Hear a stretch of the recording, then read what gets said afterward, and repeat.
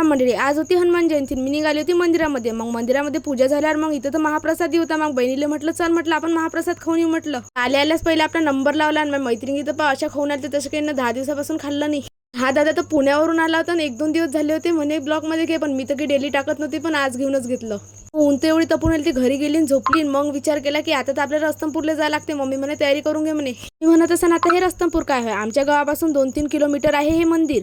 मंदिर तर लय प्रसिद्ध आहे, कारण का तिथे एकाच रात्री पूर्ण गाव खाली झालं होतं आणि हे मी पूर्वजांकडून ऐकलंय.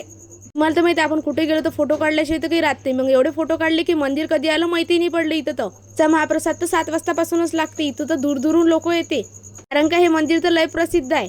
पूजा केली, दर्शन गिर्शन केले आणि इथं आल्यावर तर लई नाही नव्हती इच्छी. आज टॉर्च लावलो, इथे फोटो काढून घेतले 1-2. एकरा म्हणून ते ताई तू आम्हाला तर कधी ब्लॉग मध्ये घेतच नाही. म्हटलं आज तर येऊनच जा, म्हटलं तुम्ही सगळेच जण.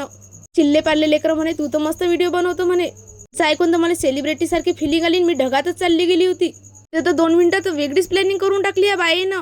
आता काही करू शकते. इथं त्यांनी 1 मिनिटातच प्लॅन केला आणि बर्थडे सेलिब्रेशनही करून टाकला. बर्थडे झाला आणि इथं तर सगळ्या लेकराची केकवरच नजर होती. मग यांना तर हमलाच करून टाकला याच्यावर. ते भंडारा चालू होता याचाही लाभ घेऊन घेतला. तुम्हाला तर माहिती आहे मी तर कोणताच लाभ सोडत नाही. ते झाले तर एवढा वेळ झाला होता. भेटू आता नेक्स्ट व्हिडिओ मध्ये. To be continue. बाय.